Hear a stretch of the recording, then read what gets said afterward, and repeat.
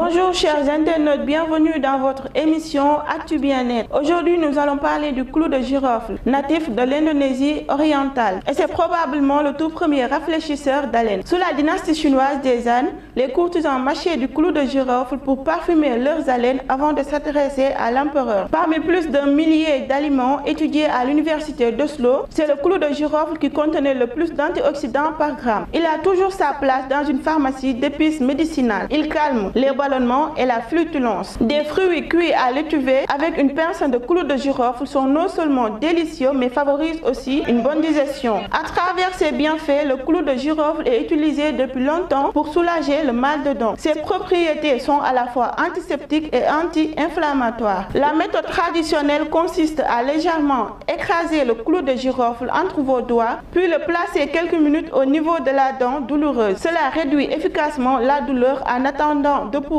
consulter un dentiste. Le clou de girofle contre les problèmes digestifs. Une infusion de clou de girofle permet de combattre divers problèmes digestifs, en particulier le mal de ventre et les ballonnements. Pour la préparer, faites infuser 4 à 5 clous de girofle pendant une dizaine de minutes dans une grande tasse d'eau bouillante, puis ôtez les clous de girofle. Les plus courageuses pourront boire l'infusion telle qu'elle, mais son goût très fort en rebutera plus d'une. Donc, vous pouvez ajouter un peu de cannelle, du jus de citron ou une cuillère de miel pour adoucir le breuvage. Buvez l'infusion 3 fois par jour en dehors des repas. Le clou de girofle contre les infections urinaires. L'efficacité des clous de girofle n'est pas à prouver car il s'agit de calmer des douleurs d'une infection urinaire comme la cystite. Ils sont aussi préconisés en cas de calculs rénaux. Pour vous soulager, buvez simplement une infusion de clou de girofle 1 à 2 fois par jour. Pour un maximum d'efficacité en cas de cystite, vous pouvez ajouter une goutte d'huile essentielle de lavande à l'infusion avant de la boire. Le clou de girofle contre le rhume. Si vous souhaitez prévenir les maux de l'hiver, pensez à l'huile essentielle de clou de girofle. Ses propriétés antivirales et antibactériennes vous aideront à éviter la grippe, le rhume et les autres infections hivernales. Pour cela, il existe 2 méthodes d'utilisation. Premièrement, diluer 1 à 2 gouttes d'huile essentielle dans une cuillère à café d'huile d'olive à avaler avant le repas. Seconde méthode, diluer 1 à 2 gouttes d'huile essentielle sur un morceau de sucre à faire fondre sur la langue avant le repas. Quelle que soit la technique employée, vous pouvez l'utiliser 1 à 3 fois par jour pendant une semaine maximum. Concernant ses contre-indications, le clou de girofle contient une substance active potentiellement allergène qui est le génol. Cette dernière est également toxique à forte dose. L'huile essentielle de clou de girofle qui en contient une forte concentration doit donc être utilisée avec beaucoup de précaution. Il faut